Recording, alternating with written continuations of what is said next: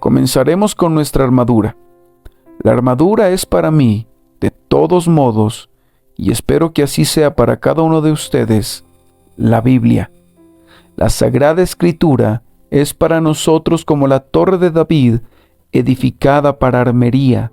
1000 escudos están colgados en ella, todos escudos de valientes. Si necesitamos armas, debemos venir aquí por ellas, y aquí únicamente. Ya bien sea que busquemos la espada para el ataque o el escudo para la defensa, ambas debemos encontrarlas dentro del volumen inspirado. Si otros tienen otras fuentes, quiero confesar de una vez que yo no tengo ninguna otra. No tengo nada más que predicar cuando he meditado en este libro. En verdad, no siento deseos de predicar nada, sino continuar explicando detalladamente los temas que encuentro en estas páginas. ¿Qué más vale la pena predicar? Hermanos, la verdad de Dios es el único tesoro que buscamos y la Escritura es el único campo donde excavamos para hallarlo. No necesitamos más que lo que Dios ha considerado adecuado revelarnos. Ciertos espíritus errantes nunca están en casa, sino que andan vagando.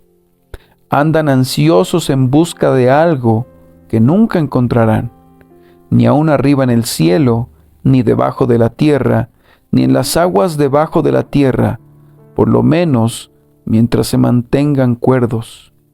Nunca descansan, porque no tienen nada que ver con la revelación infalible, y por causa de esto están condenados a vagar todo el tiempo y por la eternidad, y no encuentran una ciudad permanente.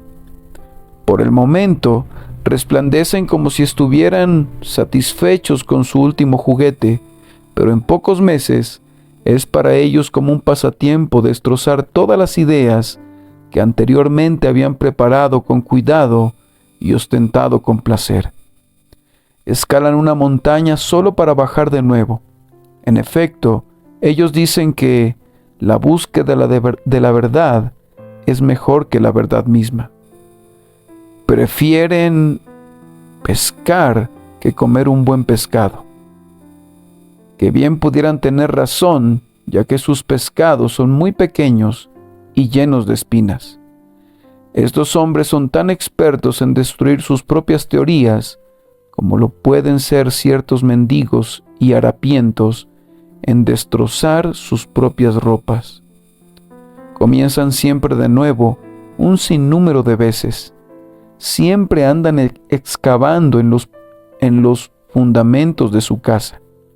Deben ser muy buenos en los comienzos, porque desde que les conocemos, siempre han estado comenzando.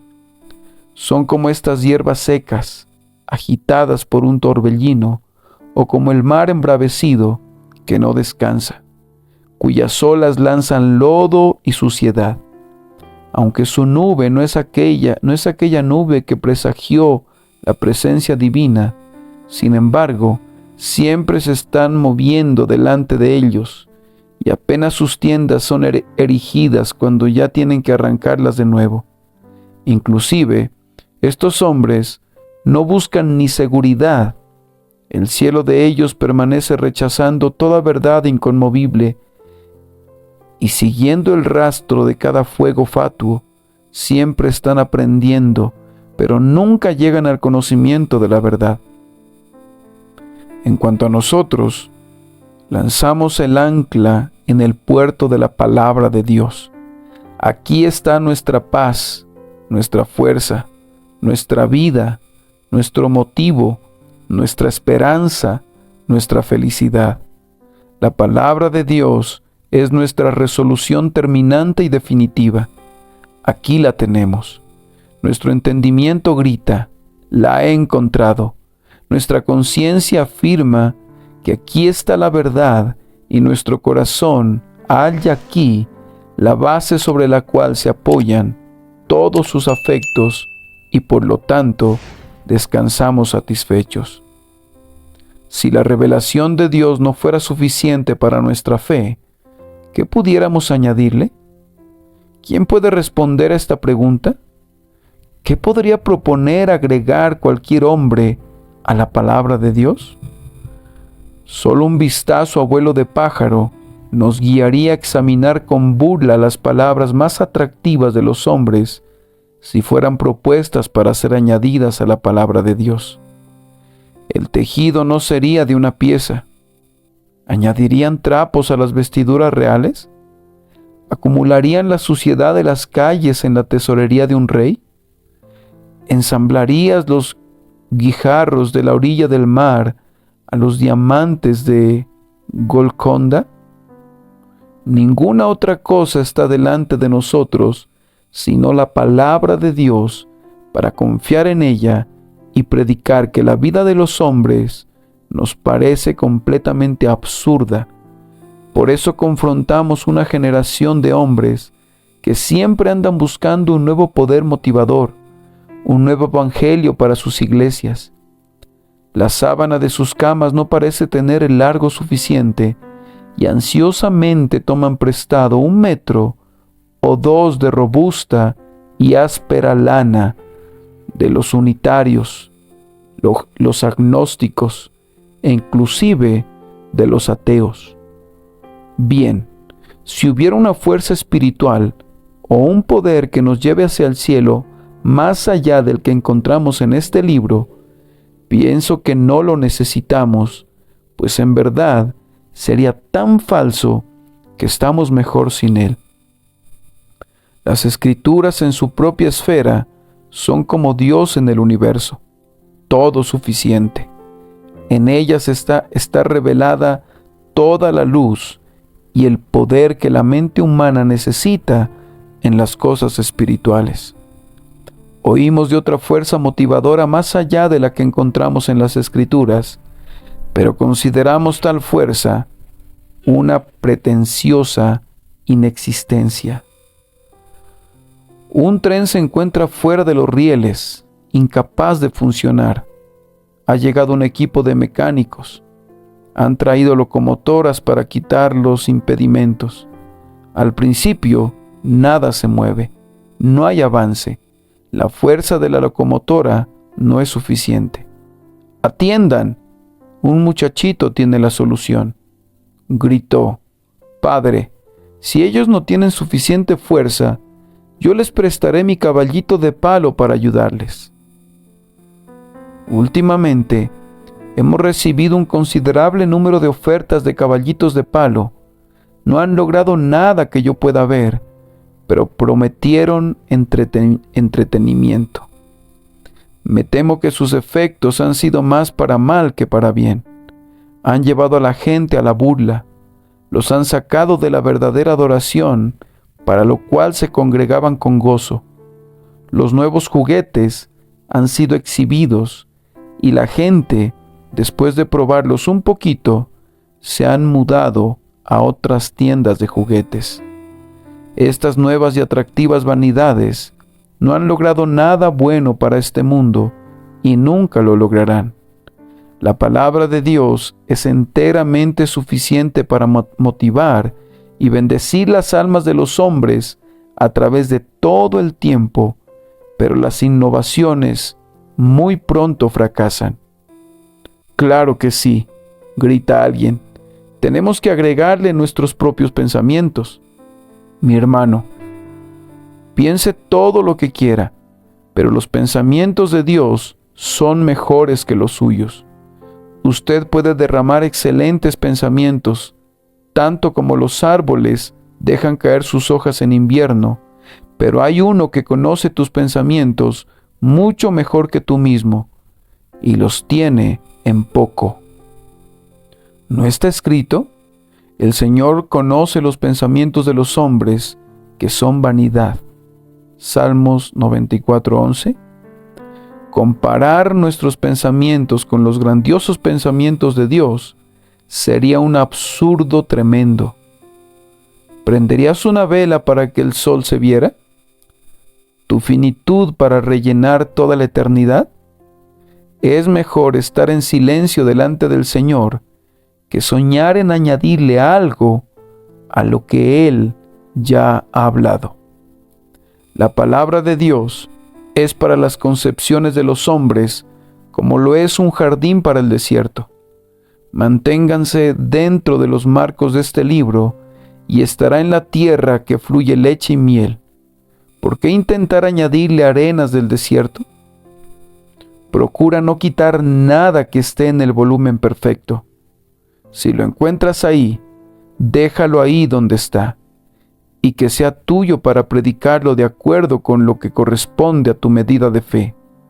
Lo que es digno de la revelación de Dios es digno para nuestra predicación, y eso todavía es demasiado poco comparado con lo que podría y debería reclamar para este verbo divino.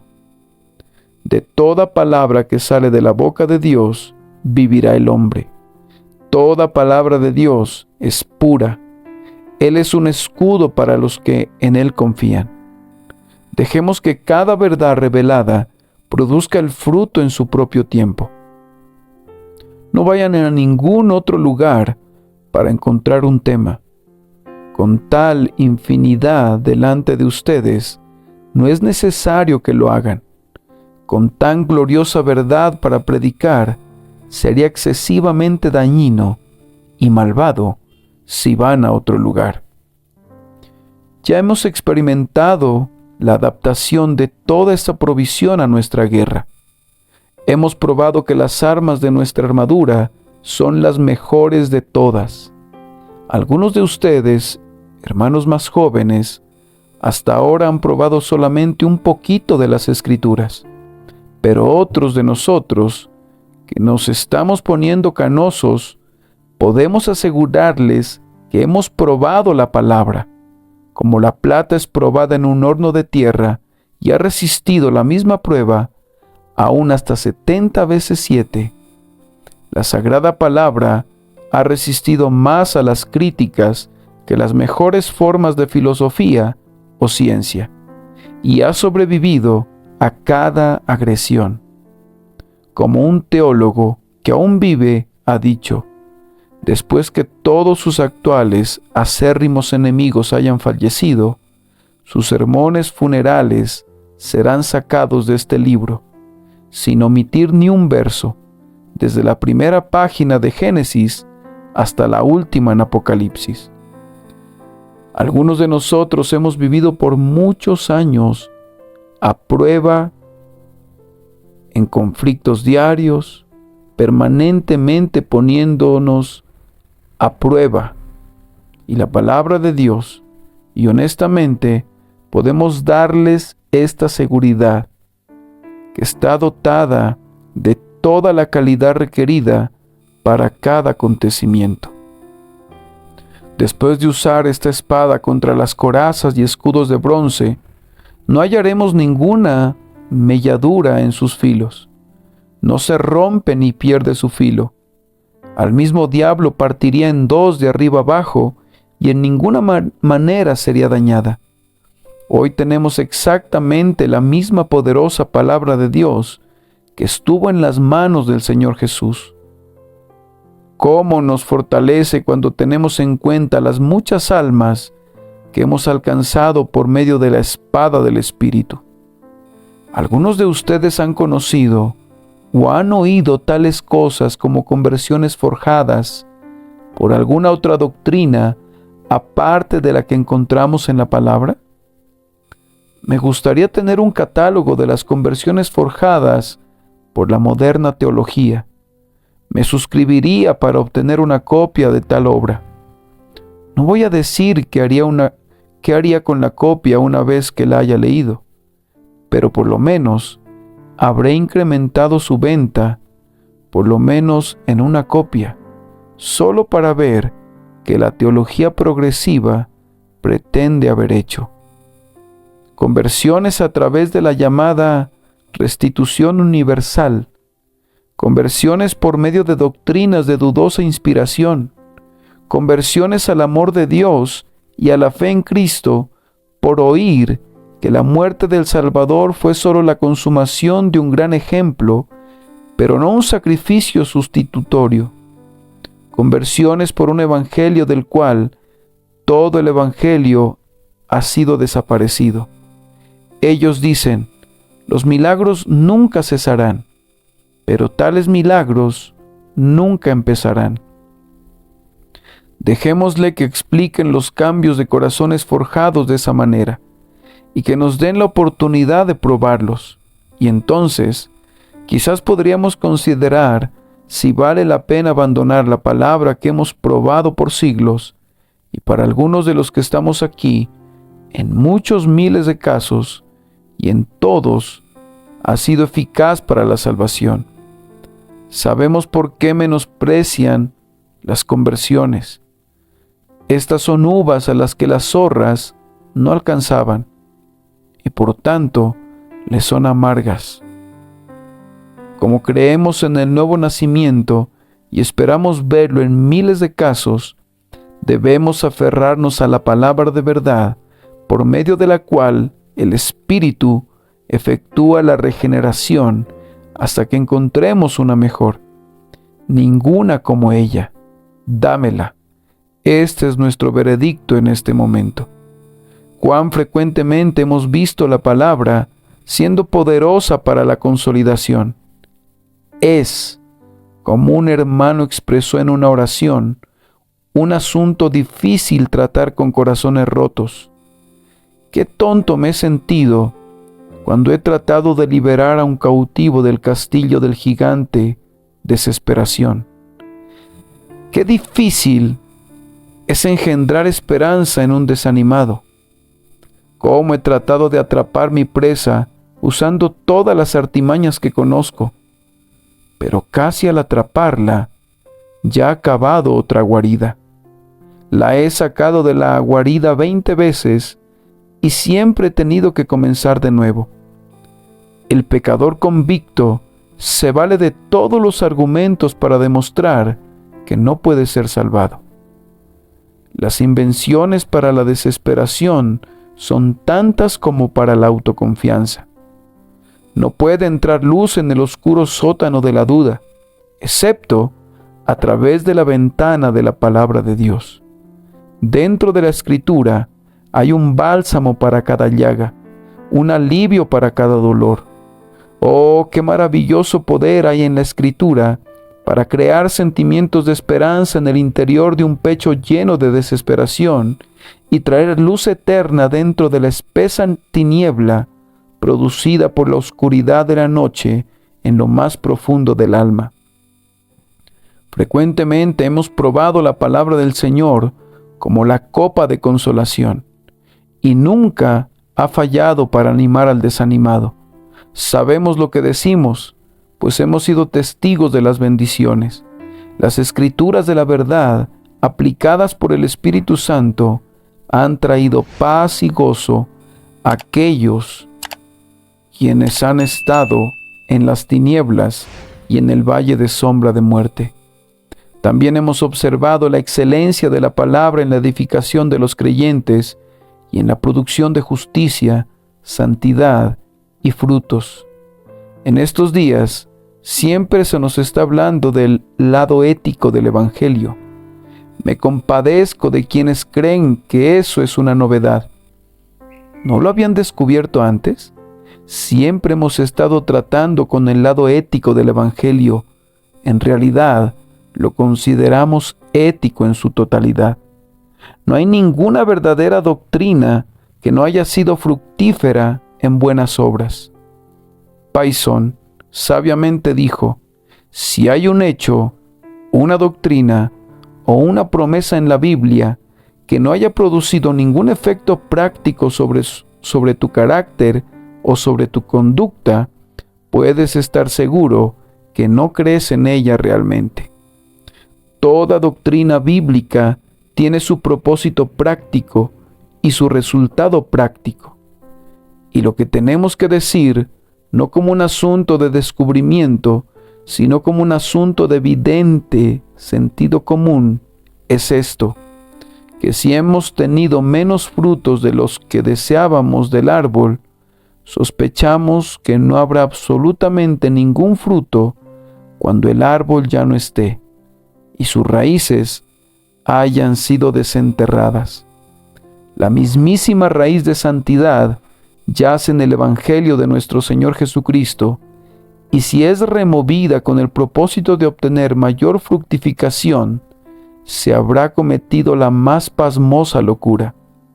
Hemos visto una excelente moralidad, una austera integridad, una delicada pureza, y lo que es mejor, una devota santidad producida por las doctrinas de la gracia. Vemos vidas consagradas, vemos calmada resignación en horas de sufrimiento, vemos confianza gozosa en los umbrales de la muerte, y estas cosas, no en casos aislados, sino como resultado general de la fe inteligente en las enseñanzas de la Escritura. Incluso nos hemos maravillado del sagrado resultado del viejo Evangelio. Aunque estamos acostumbrados a verlo muchas veces, nunca pierde su encanto. Hemos visto hombres y mujeres pobres rindiéndose a Cristo y viviendo para Él, de tal manera que nos han hecho inclinarnos en adoración al Dios de la gracia. Hemos dicho, este tiene que ser un verdadero evangelio, el cual puede producir vidas así como estas.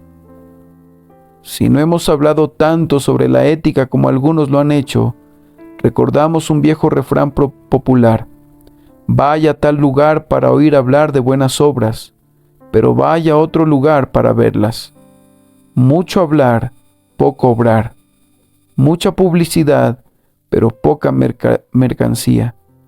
Algunos han predicado buenas obras hasta que apenas han logrado una persona decente en la parroquia, mientras otros han predicado libre gracia y amor sacrificial de tal manera que los pecadores se han convertido en santos, y santos que han sido como ramas encorvadas por el peso de los frutos para la alabanza y la gloria de Dios. Habiendo visto la cosecha que brota de nuestra semilla, no la vamos a cambiar por los principios caprichosos que gobiernan en estos tiempos. Especialmente, hemos visto y probado la eficacia de la palabra de Dios cuando hemos estado junto a un lecho de muerte.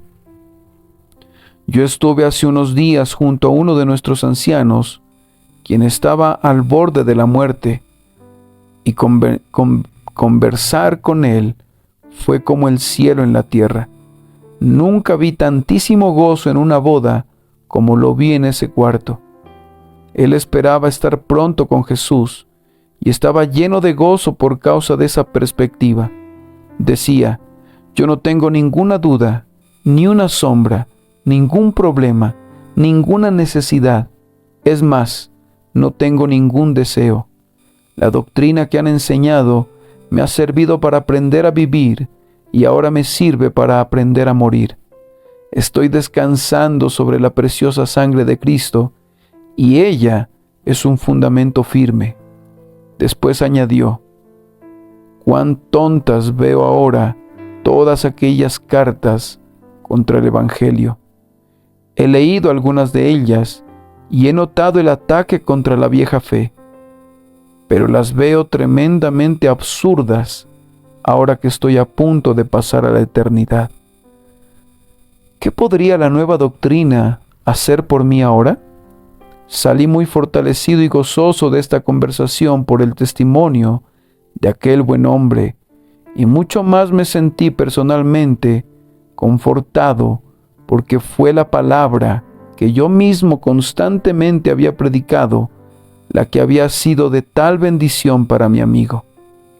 Si Dios había hecho un instrumento de un hombre así, yo sentí que la palabra en sí misma tiene que ser buena en verdad.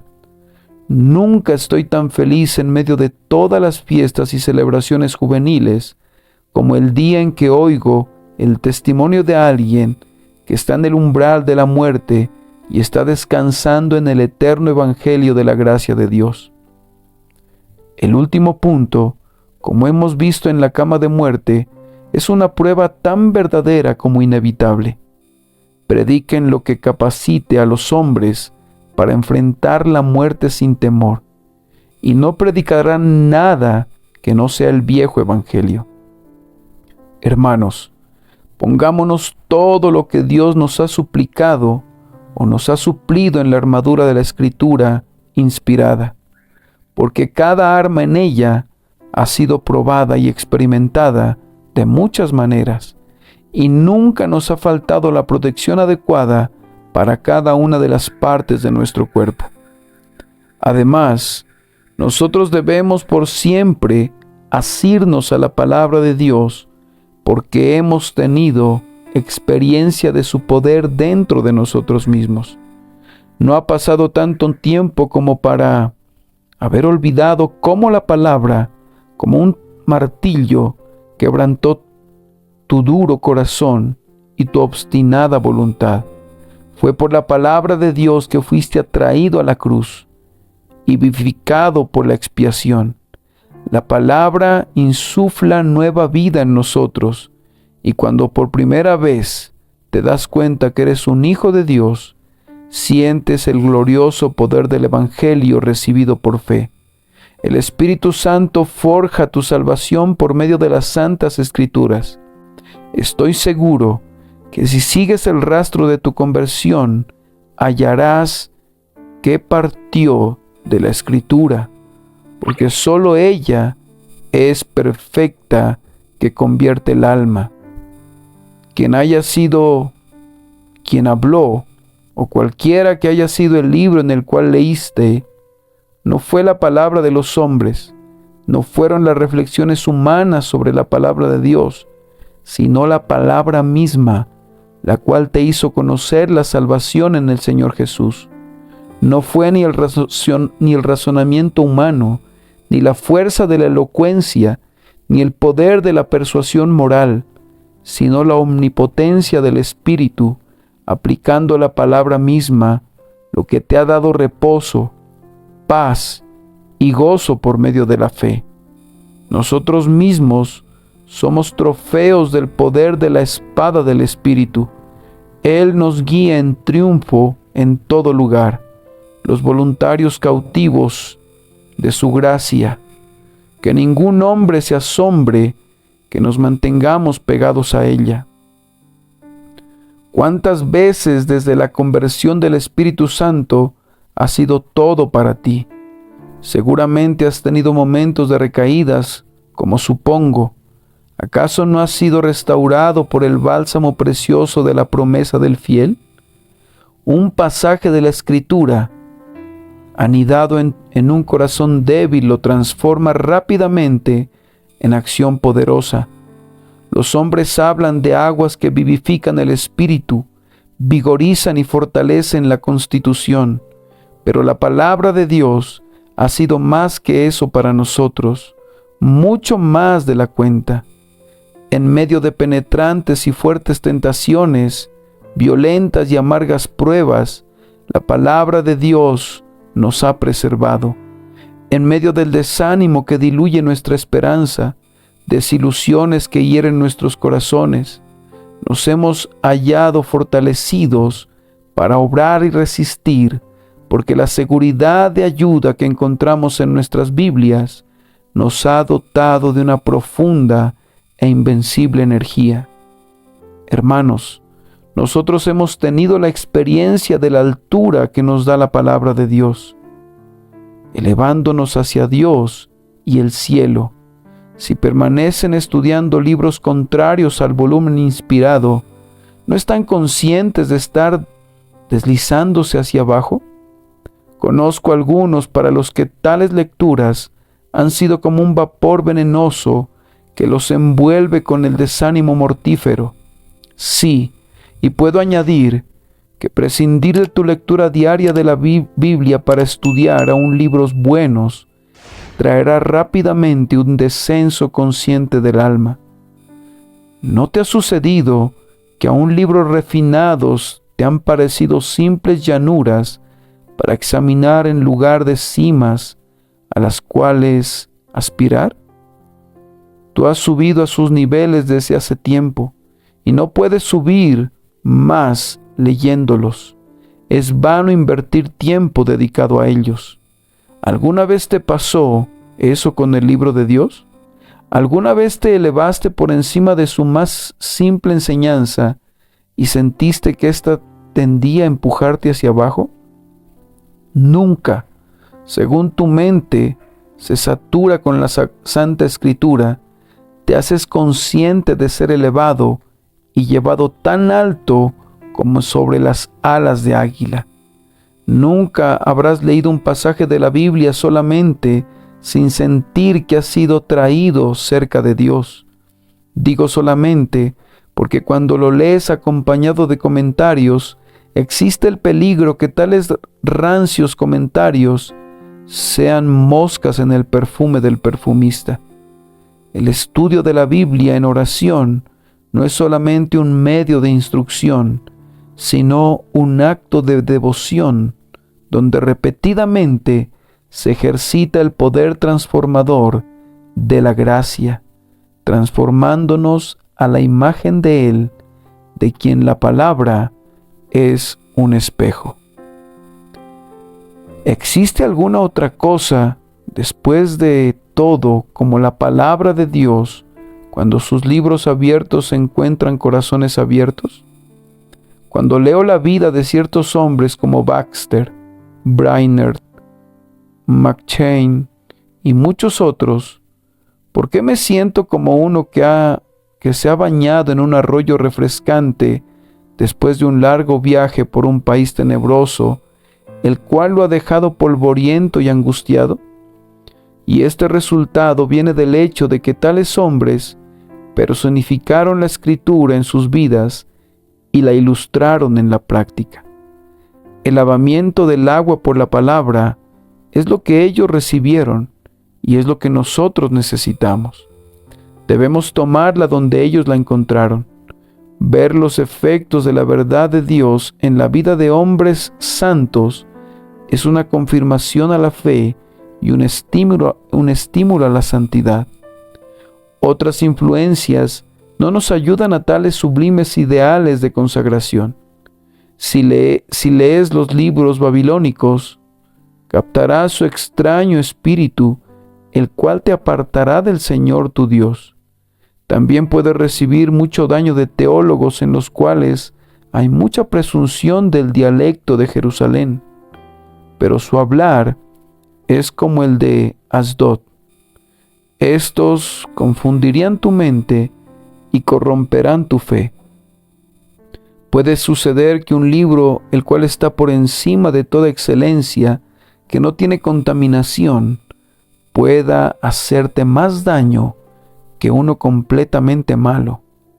Tengan cuidado, porque obras de este tipo salen en la prensa como nubes de langostas.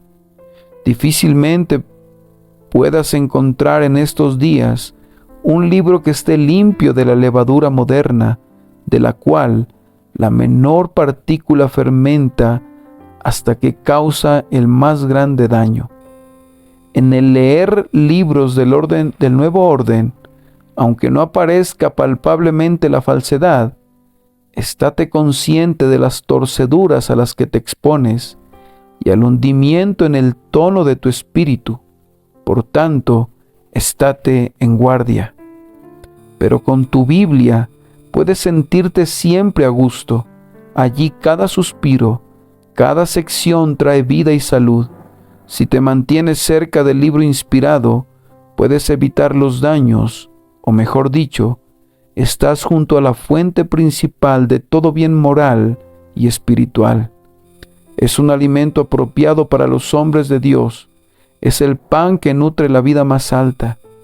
Después de predicar el Evangelio por 40 años, y después de imprimir los sermones que he predicado por más de 36 años, llegando ahora al número de 2200 en una sucesión semanal, tengo todo el derecho como predicador de este libro para hablar de la plenitud y riqueza de la Biblia.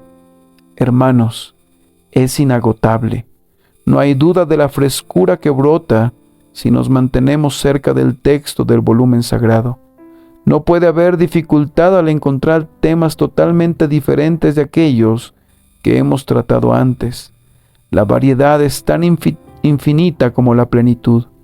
Una larga vida nos serviría solamente para bordear las costas de este gran continente de luz. En los 40 años de mi propio ministerio, solamente he tocado el borde del manto de la verdad divina. Pero qué virtud ha brotado de ella. La palabra es como su autor, infinita, inconmensurable, sin fin. Si fueras ordenado para ser predicador por toda la eternidad, tendrías delante un tema igual a las demandas eternas. Hermanos, ¿acaso no creemos que cada uno de nosotros tendrá un púlpito dentro de esas esferas? ¿Qué tendremos? Una parroquia extendida por millones de millas, que tendremos voces suficientemente fortalecidas como para alcanzar las constelaciones que observan con atención, que seremos testigos del Señor de gracia para millones de mundos, los cuales quedarán maravillados cuando oigan del Dios encarnado, que estaremos rodeados de puras inteligencias, inquiriendo e investigando el misterio de Dios manifestado en carne, que el mundo no caído desearía ser instruido en el glorioso Evangelio de Dios bendito, que cada uno de nosotros tendrá una historia que contar de nuestra experiencia de amor infinito. Yo pienso que sí, ya que el Señor nos ha salvado, para que la multiforme sabiduría de Dios sea ahora dada a conocer por medio de la Iglesia a los principados y potestades en los lugares celestiales. Si este es el caso, nuestra Biblia será suficiente por la eternidad para traer un nuevo tema cada mañana y para cantar nuevas y frescas canciones por siempre. Entonces, estamos resueltos, por cuanto el Señor nos ha suplido de este arsenal, ya que no deseamos otro, para usar solamente la palabra de Dios y usarla con mayor energía. Estamos resueltos, y espero que no haya desacuerdo entre nosotros, para conocer mejor nuestra Biblia. ¿Conocemos el sagrado volumen, al menos la mitad de lo que lo deberíamos conocer? ¿Hemos trabajado tan arduamente como para lograr un conocimiento de la palabra de Dios, como un crítico lo ha logrado de su clásico favorito? ¿No es posible que nos encontremos con pasajes de la Escritura que sean nuevos para nosotros? ¿Debe ser así? ¿Hay alguna porción que el Señor ha escrito, la cual nunca hayas leído? Quedé muy impresionado con la observación de mi hermano Archibald Brown. Él se reflexionaba que si no leía las Escrituras de principio a fin, pudiera haber enseñanzas inspiradas, las cuales nunca había aprendido. Y así se decidió a leer los libros en su orden, y habiéndolo hecho así, continuó con el hábito. ¿Alguno de nosotros ha omitido hacer eso? Comencemos de una vez. Me encanta ver la facilidad con que ciertos de nuestros hermanos citan un pasaje apropiado, luego otro relacionado y culminan todo con un tercero. Parecen conocer exactamente el pasaje que da en el clavo. Ellos tienen la Biblia no solamente en sus corazones, sino siempre a la mano. Esto es la habilidad más valiosa de un ministro. Un hombre bien apegado al texto es un buen teólogo. Otros, a quienes estimo por otras razones, sin embargo, son débiles en este punto y escasamente citan un texto de la Escritura correctamente. Sus modificaciones rechinan en los oídos de los que leen mucho y conocen bien los textos bíblicos.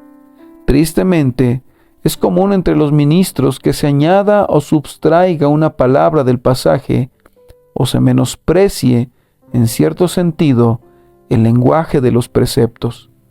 Cuán frecuentemente he escuchado hermanos hablar acerca de asegurar tu llamado y salvación.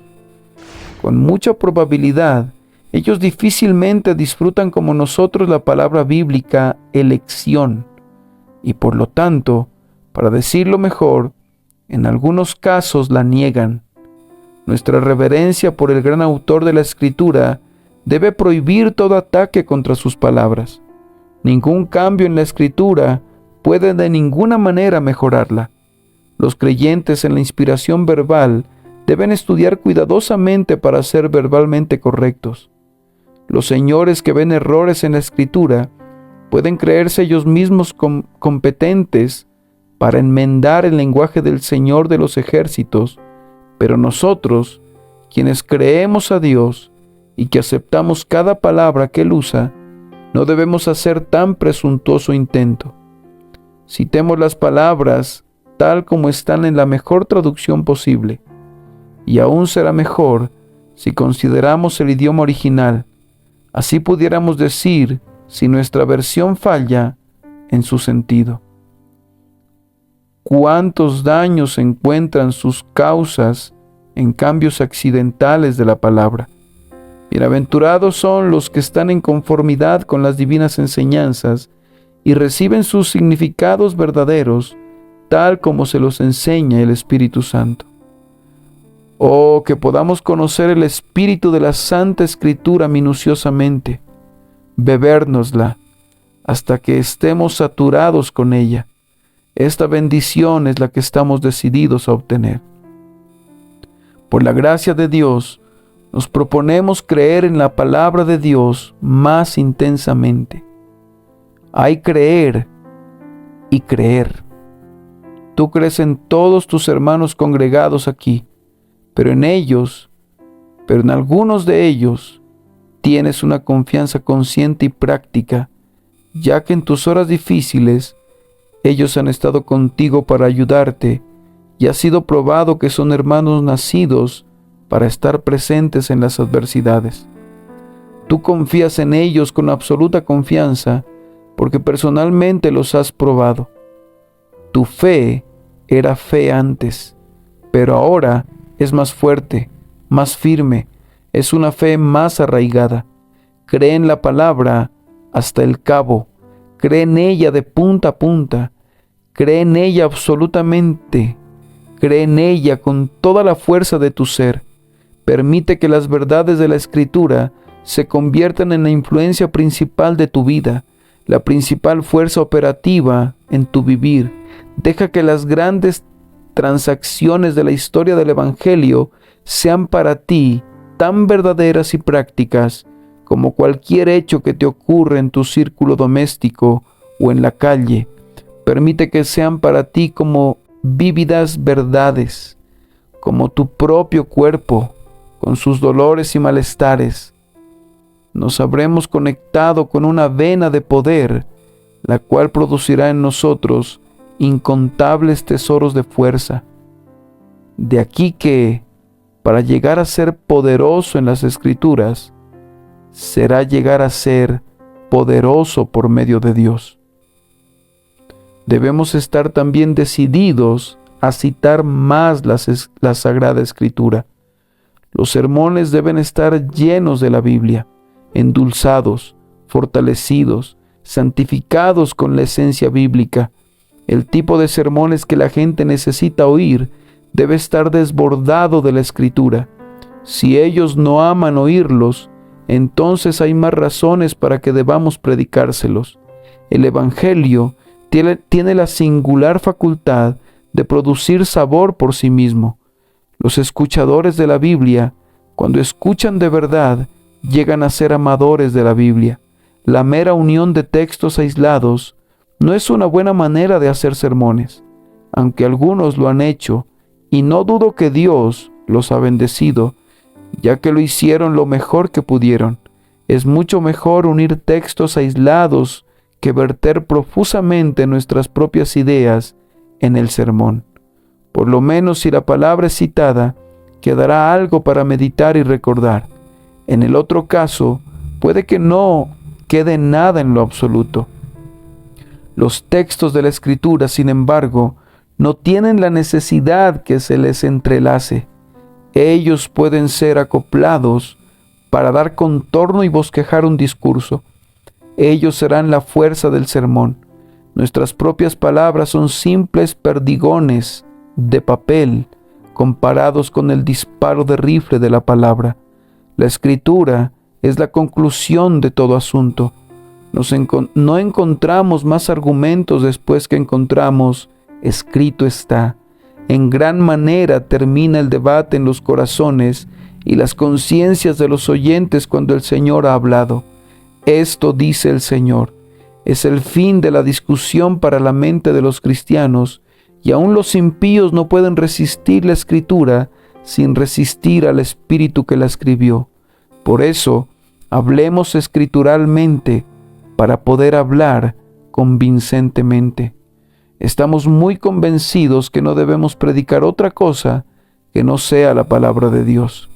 El número de personas que rechazan escuchar el Evangelio es tanto que no se puede contar por el triste hecho que no siempre es el Evangelio lo que en realidad escuchan cuando se acercan a lugares de culto, y el resto se queda desprovisto de lo que sus almas necesitan. ¿Has oído la historia de un rey que hizo una serie de grandes fiestas e invitaba a muchos semana tras semana? El rey tenía un número de sirvientes que tenían la responsabilidad de atender su mesa, y así ocurría cada día señalado, y hablaba con los invitados, pero de alguna manera aquella cantidad de personas fue dejando de venir a las fiestas. El número de invitados iba decreciendo cada vez. Se estaban yendo poco a poco de los banquetes. El rey comenzó a investigar qué podría estar pasando y encontró que los alimentos que se estaban poniendo a la mesa parecían no satisfacer a los hombres que asistían a los banquetes, y por eso ya no estaban viniendo. Determinó él mismo supervisar las mesas y los alimentos que se servían a los invitados. Entonces observó muchas decoraciones y muchos aditamentos que nunca salieron de sus almacenes. Miró los alimentos y preguntó: «¿Pero cómo es esto? ¿Estos platos cómo llegaron aquí? Estos no son los que he provisto. Mis toros y mis animales engordados han sido sacrificados, pero no tenemos aquí la carne de ellos, sino la carne de animales secos y muertos de hambre. Veo huesos, pero ¿dónde está la grasa y la sustancia? El pan tampoco tiene calidad. Sin embargo, el mío fue elaborado con el trigo de la mejor calidad. El vino está mezclado con agua, y el agua no es de un pozo puro». Uno de los encargados contestó y dijo: «Oh, señor rey, pensamos que los invitados podrían aburrirse con tanta sustancia y abundancia. Por eso les pusimos huesos y cartílagos para probar sus dientes. También pensamos que se cansarían del mejor pan blanco, de manera que horneamos algunos en nuestras propias casas con la cáscara del trigo y todo. Este es el criterio de los eruditos que piensan que nuestra comida es más apropiada para estos tiempos que la que su majestad prescribió hace muchísimo tiempo. En cuanto al vino refinado, el gusto de los hombres es diferente en estos tiempos. Un trago transparente como agua pura, es demasiado ligero para los hombres acostumbrados a beber el agua del río de Egipto, que ha de saber a polvo de las montañas de la luna». Entonces el rey supo por qué la gente no venía a la fiesta. ¿No anda por ese camino la razón por la cual para muchas personas ha llegado a ser desagradable ir a la casa de Dios? Yo creo que sí. Han estado los sirvientes del Señor picoteando sus revueltos y contaminados trozos para hacer una olla de carne para millones de gente, y por eso los millones la rechazan. Escuchen el resto de mi parábola. «Limpien la mesa», gritó el rey muy indignado. «Echen esa basura a los perros, traigan los perniles de ternera, preparen los alimentos reales, saquen esas baraturas de la sala y quiten de la mesa ese pan adulterado y echen de aquí esa agua de río fangoso». Ellos lo hicieron así, y si mi parábola es apropiada, muy pronto hubo un rumor en todas las calles que efectivamente se ofertarían delicias reales, y el palacio se repletó de gente y el nombre del rey se extendió grandemente por toda la tierra. Tratemos de poner por práctica ese plan. Quizá pronto nos regocijamos al ver el banquete del Señor abarrotado con muchos huéspedes. Entonces, estamos decididos a usar más cabalmente que nunca lo que Dios ha provisto para nosotros en su libro, porque estamos seguros de su inspiración. Permítanme que se lo diga otra vez. Estamos seguros de su inspiración. Se darán cuenta que frecuentemente hay ataques, no contra la inspiración en sí, sino contra la inspiración verbal. La manera en que se hace es un mero pretexto. El ataque contra la inspiración verbal es la apariencia verbal del ataque, porque en realidad la agresión apunta contra la inspiración misma. No tendrás que adentrarte mucho en la lectura de estos materiales sin que antes encuentres que el Señor, que comenzó argumentando contra una teoría de inspiración que ninguno de nosotros jamás ha sostenido, concluye mostrando su mano, y esa mano hace la guerra contra la inspiración misma. Nos preocupa poco cualquier teoría sobre la inspiración. De hecho, no tenemos ninguna. Para nosotros, la inspiración verbal plenaria de la Santa Escritura es un hecho y no una hipótesis. Es una pena teorizar sobre una materia que es profundamente misteriosa y demanda más de la fe que de la creatividad de la imaginación. Crean en la inspiración de la Escritura y háganlo de la manera más intensa. No creerán en una inspiración más verdadera y más completa que la que existe realmente. Nadie tiene la probabilidad de errar en esa dirección, ni aun si el error fuera posible. Si adoptas teorías que extraen una parte aquí y niegan la autoridad de un pasaje allá, por fin no tendrás ninguna inspiración digna de ese nombre. Si este libro no es infalible, ¿dónde encontraremos infalibilidad? Hemos desistido del Papa, pues ha cometido graves errores y con frecuencia de una manera terrible. Pero no debemos erigir un bando de nuevos papitos egresados del seminario. ¿Son estos correctores de la Escritura infalibles? ¿Será cierto que nuestras Biblias están mal y que los críticos sí están bien? La vieja plata pierde el valor, pero la alpaca que la sustituye es estimada como el oro. Adolescentes jóvenes, leyendo la última novela, corrigen las opiniones de sus padres, quienes eran hombres de peso y carácter. Doctrinas que engendraron a la generación más piadosa que jamás haya vivido sobre la faz de la tierra, son examinadas como exclusivas tonterías. Nada es tan detestable para esas criaturas como lo que pueda tener olor a puritanismo. Cada hombrecito de estos levanta su nariz al cielo al simple sonido de la palabra puritano, aunque si los puritanos estuvieran aquí de nuevo, no se atreverían a tratarlos tan desconsideradamente, pues cuando los puritanos pelearon, muy pronto fueran reconocidos como Ironsides, y su líder difícilmente sería llamado un tonto, ni aun por aquellos quienes lo estigmatizaron como un tirano. Cromwell y aquellos que estaban con él no eran todos personas con mentes débiles. No. Es extraño que estos hombres sean exaltados hasta los cielos por los mismos hombres que ridiculizan sus verdaderos sucesores, creyentes en la misma fe. Pero, ¿dónde puede ser hallada la infalibilidad? La profundidad dice, no está en mí.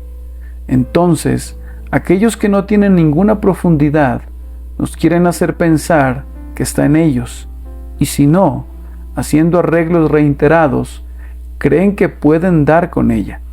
¿Tenemos que creer ahora que la infalibilidad está en los eruditos? Ahora, mi amigo, creyente sencillo, cuando has leído y has disfrutado de sus preciosas promesas, tendrás que ir al otro día por la mañana, calle abajo, para preguntarle a los eruditos eclesiásticos si esa porción de la Escritura pertenece a las partes inspiradas de la Biblia o si es de dudosa autoridad. Será bueno para ti saber si fue escrito por el Isaías o si fue por el segundo de los llamados dos Abadías o un tal Deutero Isaías o siquiera un tal Trito Isaías. Toda la posibilidad de certeza se transfiere del hombre espiritual a una clase de personas cuya erudición es pretenciosa y que ni siquiera procuran espiritualidad. Poco a poco seremos tan confundidos y cuestionados que solamente algunos de los más profundos podrán saber qué es la Biblia y qué no lo es, y ellos controlarán a todo el resto de nosotros.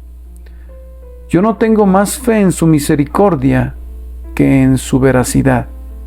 Ellos nos robarán todo lo que consideramos más preciado y se glorían de este hecho cruel. Ese reino de terror no lo soportaremos, porque aún creemos que la palabra se muestra a sí misma mejor a los niños que a los sabios y prudentes, y estamos completamente seguros que para el hombre sencillo, nuestra propia vieja versión de las Escrituras en inglés es suficiente para todos los propósitos de la vida, la salvación y la piedad. No despreciamos aprender, pero nunca le diremos a la cultura o al criticismo: oh Israel, estos son tus dioses. ¿Ves por qué los hombres reducen el nivel de inspiración de los santos preceptos y con entusiasmo los reducen a unas cantidades infinitesimales? Es porque se pretende suplantar la verdad de Dios. Si tú vas una tarde de estas a una tienda para comprar algunos productos caracterizados por el color y la textura, convendría que fuera en horas del día. Pero si después de haber entrado en la tienda, ves que el dependiente reduce la intensidad de luz de las lámparas y entonces comienza a mostrarte la mercancía, te levanta la sospecha y concluyes que te quiere pasar gato por liebre. Yo tengo más que sospechas de esto por ser el pequeño juego de los despreciadores de la inspiración. Siempre que un hombre comience a disminuir tu perspectiva de la inspiración, es porque tiene algún truco en la manga, el cual no se podría efectuar a la luz. Quiere tomar parte en el turno de los espíritus malvados y por eso clama: atenúen las luces. Nosotros, hermanos, debemos acreditar a la palabra de Dios con toda la inspiración que se le puede acreditar y decimos valientemente que si nuestra predicación no está de acuerdo con esta palabra es porque no hay luz en ella. Estamos dispuestos a ser examinados y probados por ella en todos los sentidos y contamos con los oyentes más maduros, quienes escudriñan las Escrituras para ver si estas cosas son así. Pero a aquellos que cuestionan la inspiración, no le daremos oportunidad de controlar a nadie. ¿Has oído a alguien decir: pero tú tienes que someterte a las conclusiones de la ciencia? Nadie está más preparado que nosotros para aceptar los evidentes hechos de la ciencia. Pero, ¿qué quieren decir por ciencia? ¿Es la llamada ciencia infalible? ¿No es la mal llamada ciencia?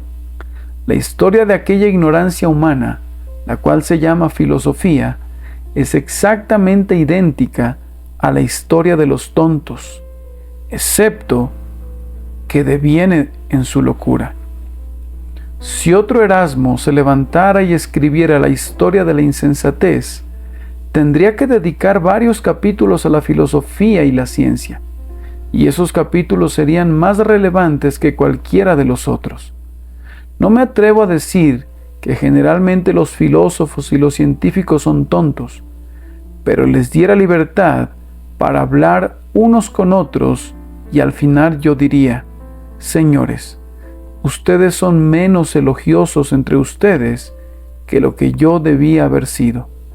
Yo dejaría a los sabios de cada generación que hablaran de la generación que fue antes de ellos, o actualmente cada mitad de la generación tratará con la mitad de su previa generación, porque hay pocas teorías en la ciencia de hoy que sobreviven por 20 años, y solo unas cuantas sobrevivirán para ver los primeros días del siglo XX. Hoy en día viajamos a un ritmo tan rápido como para agrupar colecciones de hipótesis científicas tan rápidamente como pasan los postes eléctricos al montar en un expreso. De lo que sí estamos seguros hoy es que aquello en lo que hace unos años atrás los letrados estaban seguros, ahora es tirado al limbo de los errores desechados. Yo creo en la ciencia, pero no a lo que se llama ciencia. Ningún hecho probado en la naturaleza es opuesto a la revelación. Lo que no podemos hacer es reconciliar con la Biblia las muchas especulaciones de los pretenciosos, y tampoco lo haríamos si pudiéramos. Yo pienso como el hombre que dijo: yo puedo entender en cierto grado cómo estos grandes hombres han averiguado el paso de las estrellas y las distancias entre ellas, e incluso cómo por el espectroscopio han descubierto los materiales de los que ellas están compuestas. Pero, dijo él, yo no puedo suponer cómo averiguaron sus nombres. Así de simple. La parte de la ciencia basada en la imaginación y los sueños, tan querida por muchas, es la que yo no acepto. Para muchos, esa es la parte importante de la ciencia, esa parte que es una mera suposición, a favor de la cual los suponedores luchan a capa y espada. La mitología de la ciencia es tan falsa como lo es la mitología pagana, pero de esta se hace un Dios. Lo repito, en cuanto se refiere a los hechos, la ciencia nunca está en el conflicto con las verdades de la Santa Escritura, pero las deducciones apresuradas sacadas de esos hechos y las invenciones clasificadas como hechos comprobados se oponen a la Escritura, y tiene que ser así porque la falsedad nunca está de acuerdo con la verdad. Dos clases de personas han forjado gran daño, y todavía ninguno de ellos vale considerarlos jueces en la materia. Ambos están descalificados. Es esencial que un árbitro conozca ambos lados de la cuestión, y ninguno de estos está instruido consecuentemente. El primero es el científico irreligioso. ¿Qué sabe él de religión? ¿Qué puede saber? No tiene parte en la corte cuando la pregunta es: ¿está de acuerdo la ciencia con la religión? Es obvio que la persona que pudiera responder a esta pregunta debe conocer las dos partes implicadas en la pregunta. El segundo es un hombre mejor, pero capaz de causar daños mayores. Hablo de cristianos que ignoran la ciencia y que tienen mucho problema en sus mentes con respecto a reconciliar la Biblia con la ciencia. Prefieren ignorar el tema y no meterse en ese enredo. El error cometido por los tales hombres consiste en que, tratando de resolver las contradicciones aparentes entre Biblia y ciencia, o han distorsionado la Biblia o han retorcido la ciencia. Muy rápidamente se ha visto que la solución es errónea. Entonces, escuchamos el anuncio diciendo que la Biblia ha sido derrotada. De ninguna manera. Solamente le han quitado de encima una interpretación vana. Hay un buen hermano que escribió un libro tremendo para demostrar que los 6 días de la creación representan 6 grandes periodos geológicos. En su libro muestra cómo los estratos geológicos y los organismos que se hallan en ellos coinciden muy bien con el orden de la creación en la historia del Génesis. Puede que tenga razón, puede que no, pero si alguien mucho antes hubiera mostrado que que los estratos no yacen en tal orden, ¿cuál sería mi objeción? Le diría que la Biblia nunca enseñó que fuera así. La Biblia dijo: en el principio creó Dios los cielos y la tierra. Eso deja abierta la posibilidad a cualquier cantidad de tiempo para tus 5 periodos geológicos y tu periodo glacial y todo eso antes del establecimiento de la presente era del hombre. Entonces, llegamos a los 6 días en los cuales el Señor hizo los cielos y la tierra y descansó el 7º día. Nada se dice acerca de largos periodos de tiempo, sino al contrario. Y fue la tarde y la mañana un día. Y fue la tarde y la mañana el día segundo. Y así sucesivamente. Con esto no descarto ninguna teoría, sino que simplemente digo que si el gran libro de nuestro amigo es totalmente sin sentido, la Biblia no es responsable de eso. Es cierto que su teoría aparentemente apoya el paralelismo que él establece entre la vida orgánica de las edades y los 7 días de la creación. Pero esto puede corresponderse con el hecho de que no hay dudas en cuanto a que Dios obra con orden tanto en largos como cortos periodos. Yo no sé mucho acerca de esa cuestión y tampoco me interesa, pero quiero decir que si tú destrozas una explicación, no debes imaginarte que has dañado la verdad escritural que parecía requerir de tu explicación. Tú solamente has quemado la empalizada con la que hombres bien intencionados pensaron proteger una fortaleza inexpugnable que no necesitaba de tal defensa. En todo caso, hubiéramos dejado la dificultad donde estaba en vez de crear otra dificultad con nuestra teoría. ¿Por qué hacer otro hueco a la tetera para arreglar el primero? Especialmente cuando el primer hueco no existe en ninguna manera, por lo tanto, no necesita arreglarlo. Crean todo lo que en la conciencia verdadera haya sido probado. Nunca vendrá a ser mucho. No debes temer que tu fe se dañe por las comprobaciones de la ciencia. Entonces, cree todo lo que está claramente en la palabra de Dios, esté o no probado por las evidencias externas. Ninguna prueba es necesaria cuando Dios habla. Si Él lo ha dicho, es una evidencia suficiente. Pero se nos ha dicho que debemos abandonar una parte de nuestra teología pasada de moda para poder salvar el resto.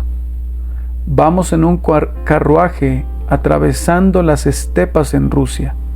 Los caballos están siendo hostigados fuertemente, pero los lobos se nos acercan cada vez más. ¿No puedes ver sus ojos de fuego? El daño es inminente. ¿Qué debemos hacer? Se hace la propuesta que lancemos por la ventana 1 o 2 de nuestros niños. Así, mientras los lobos lo devoran, habremos avanzado un poco. Pero seguro que pronto nos alcanzarán de nuevo. Entonces, ¿qué hacemos? Ah, hombre valiente, tire a su esposa por la ventana. Todo lo que el hombre tiene dará por su vida. Deshágase de casi toda la verdad que tienen con la esperanza de salvar una. Tiren la inspiración y dejen que los críticos la devoren. Tiren la elección y todas las doctrinas de la gracia soberana. Aquí los lobos tendrán una suculenta fiesta y los hombres que nos dan esos consejos sabios se alegrarán al ver las doctrinas de la gracia hecha añicos de punta a cabo. Tiren la depravación natural, el castigo eterno y la eficacia de la oración. Hemos aliviado el carruaje maravillosamente. Ahora, otro poquito. Sacrifiquemos el gran sacrificio. Acabemos con la expiación. Hermanos, este consejo es perverso y mortífero. O escaparemos de esos lobos con todo, o nos perderemos con todo. Será la verdad, toda la verdad y nada más que la verdad, o ninguna otra cosa en absoluto. nunca trataremos de salvar la mitad de la verdad por medio de destruir una parte de ella. El sano consejo que nos ha dado involucra traición contra Dios y decepción contra nosotros mismos. Estaremos firmes con todo o con nada. Se nos ha dicho que si entregamos algo, los adversarios también entregarán algo, pero a nosotros no nos interesa lo que ellos puedan hacer, pues no les tenemos el más mínimo temor. Ellos no son los conquistadores imperiales que se creen ser. No pedimos ni un centavo de su insignificancia. Nosotros tenemos la mente del guerrero, a quien le fueron ofrecidos regalos para sobornarlo, y le dijeron que si él aceptaba tanto oro o territorios, podría volver a casa triunfante y glorioso en su fácil victoria. Pero el guerrero contestó: los griegos no dan importancia a concesiones. Ellos no encuentran su gloria en regalos, sino en despojos. Nosotros con la espada del Espíritu mantendremos como nuestra la verdad completa, y no aceptaremos una parte de ella como una concesión de los enemigos de Dios. Mantendremos la verdad de Dios como la verdad de Dios, y no la retendremos porque el pensamiento filosófico nos consiente que lo hagamos. Si los científicos están de acuerdo con nuestra fe en una parte de la Biblia, no les agradecemos nada. Nosotros la creemos independientemente de ellos. Su aprobación no tiene más efecto sobre nuestra fe que el que tiene el consentimiento de un francés a las posesiones de un inglés en Londres, o el consentimiento de un topo a la vista del águila. Estando Dios con nosotros, no nos apartaremos de esta gloria, sino que sostendremos toda la verdad revelada hasta el fin. Pero ahora, hermanos, mientras nos manteníamos en la primera parte de mi tema, quizá un poco extensa, les dije que creyendo esto, aceptaríamos la obligación de predicar todo lo que vemos en la palabra de Dios hasta donde lo vemos. No soslayaremos voluntariamente ninguna porción de toda la revelación de Dios, sino que anhelamos decir al final: no hemos rehuido anunciaros todo el consejo de Dios. ¿Qué daño puede ocasionar desechar cualquier porción de la verdad o añadirle elementos extraños? Todos los hombres buenos no estarán de acuerdo conmigo cuando digo que la añadidura del bautismo de niños a la palabra de Dios, que por cierto no aparece en ella, está cargada de perjuicios. La idea de la regeneración por el bautismo cabalga sobre los hombros del pedobautismo. Hablo ahora de lo que conozco personalmente. He recibido cartas de misioneros, no bautistas, sino wesleyanos y congregacionalistas, quienes me han dicho: desde que hemos estado aquí, no mencionaré las localidades, no sea que meta a estos buenos hombres en problemas. Encontramos una clase de personas, son los hijos de viejos convertidos, a quienes han bautizado y por tanto les llaman cristianos, pero no son ni un ápice mejor que los paganos que les rodean. Parecen creer que son cristianos porque son bautizados, y al mismo tiempo, siendo considerados cristianos por los paganos, sus malas vidas son escándalos perpetuos y horribles piedras de tropiezo. En muchos casos es así.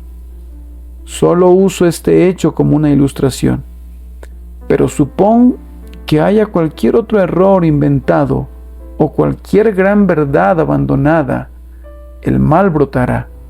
En el caso de las aterradoras verdades conocidas como el terror del Señor, la omisión de ellas está produciendo las más tristes consecuencias. Un hombre bueno, a quien nosotros no aceptamos como que enseña exactamente la verdad en esta solemne materia, no obstante, ha escrito fielmente una y otra vez a los periódicos para decir que la gran debilidad del púlpito moderno es que ignora la justicia de Dios y el castigo contra el pecado. Su testimonio es cierto, y el mal que él señala es incalculablemente grande.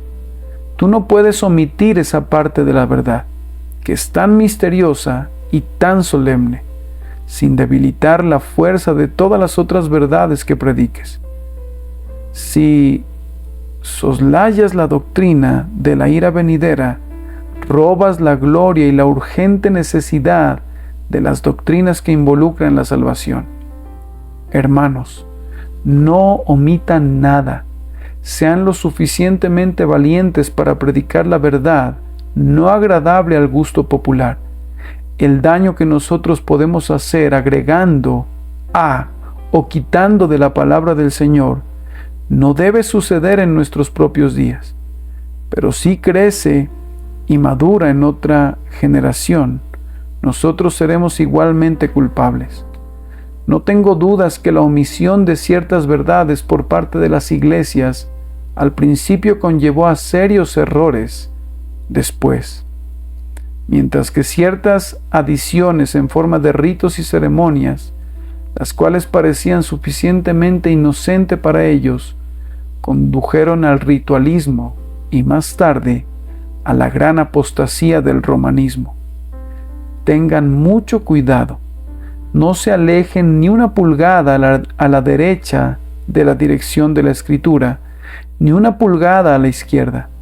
Manténganse en la dirección recta de la palabra de Dios, como el Espíritu Santo les ha enseñado, y no soslayen nada de lo que ha sido revelado.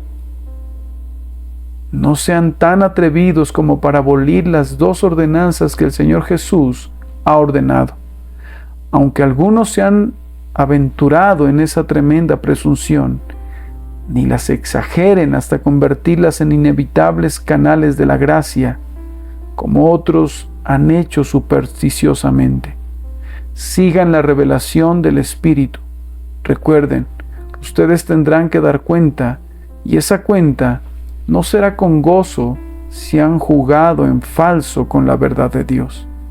Recuerden la historia de Filipo, a quien Lisandro le confió sacos de oro para que los llevara a las autoridades del pueblo.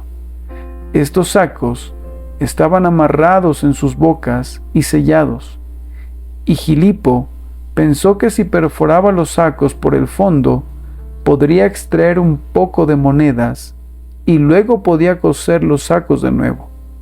Así los sellos no serían dañados y nadie podría sospechar que faltaban monedas en ellos. Cuando los sacos fueron abiertos, para su sorpresa y horror, había una nota en cada uno que decía cuántas monedas debía haber en cada saco, y de esa manera fue descubierto. La palabra de Dios tiene sus propias cláusulas para verificar, de manera que no pueden escapar de una de sus partes sin que el recuerdo de ella te acuse y declare tu culpabilidad. ¿Cómo responderás a esto en aquel día si has añadido o extraído de la palabra de Dios? Yo no estoy aquí para decidir lo que ustedes deben considerar que sea la verdad de Dios, pero lo que ustedes juzguen que sea, predíquenla toda y predíquenla clara y comprensiblemente. Si yo difiero de ustedes o ustedes de mí, no debemos diferir mucho. Si somos igualmente honestos, francos y temerosos de Dios, el camino a la paz no es ocultar las convicciones, sino la expresión honrada de ellas en el poder del Espíritu Santo. Una palabra más. Aceptamos la obligación de predicar todo lo que está en la palabra de Dios, definitiva y enfáticamente. ¿No predican muchos nebulosamente, manipulando deshonestamente la palabra de Dios? Ustedes podrían escuchar atentamente sus sermones durante años sin llegar a saber lo que ellos creen. Escuché acerca de cierto ministro astuto, a quien un oyente le preguntó, ¿cuál es su opinión sobre la expiación? A lo que el ministro contestó, mi querido señor, eso es lo que nunca he dicho a alguien, y usted no va a lograrlo. Eso es una extraña condición moral para el pensamiento de un predicador. Me temo que el que no está solo en esa reticencia, ellos consumen su propio humo, es decir, ellos guardan las dudas para el consumo de sus casas.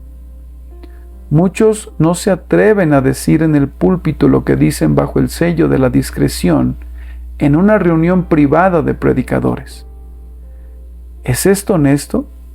Tengo temor que con algunos pasa como pasó con un maestro en uno de los pueblos de uno de los estados del sur de los Estados Unidos. Un gran y viejo predicador negro, un Jasper, había enseñado a su grey que el mundo es tan plano como una tortilla y que el sol giraba alrededor de él cada día. Nosotros no recibimos esta parte de su enseñanza, pero ciertas personas han hecho así, y uno de ellos, yendo con su niño al maestro, le preguntó, ¿usted le enseña a los niños que el mundo es esférico o plano? El maestro contestó, sí. El papá quedó confundido, pues buscaba una respuesta más clara. ¿Usted enseña a sus niños que el mundo es esférico o que el mundo es plano? Entonces el jefe de cátedra contestó, eso depende de la opinión de los padres.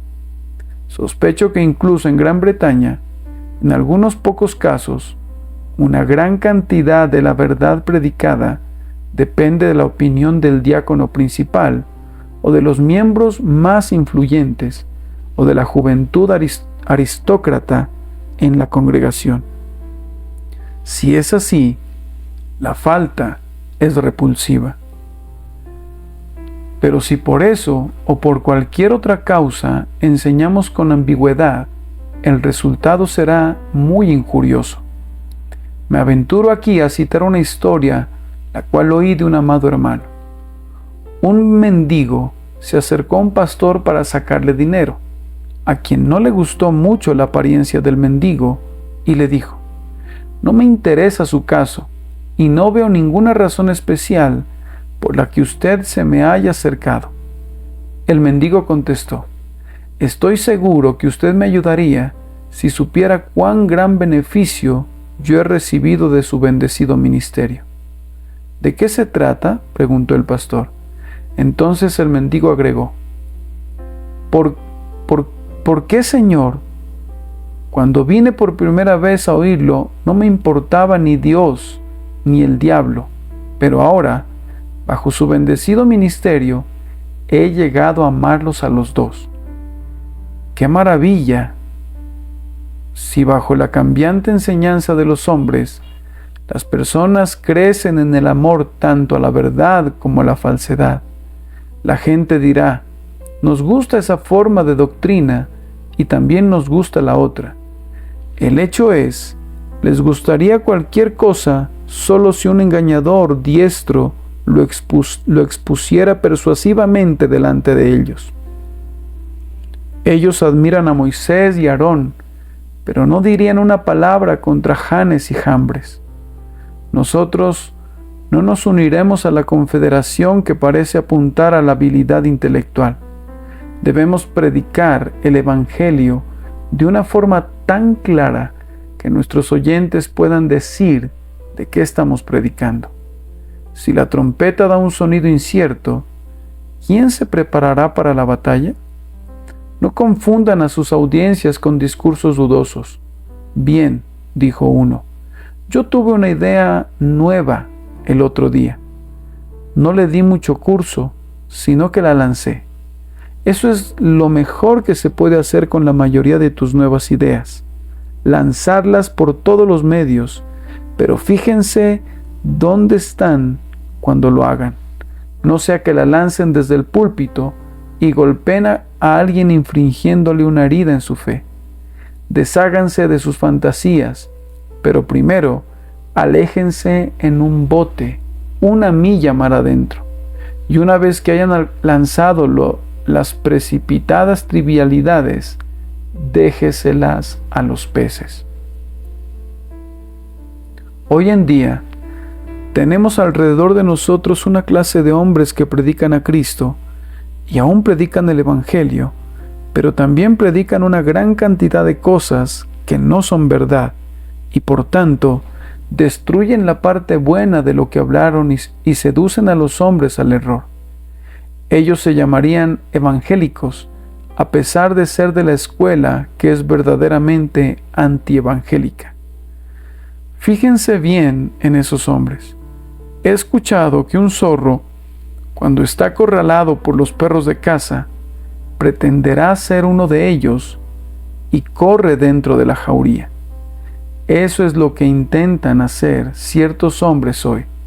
Los zorros parecerán ser los perros, pero en el caso del zorro, su fuerte olor lo traiciona, y pronto los perros lo descubren, y así también el olor de la falsa doctrina no se puede ocultar fácilmente, y el juego no funciona por mucho tiempo.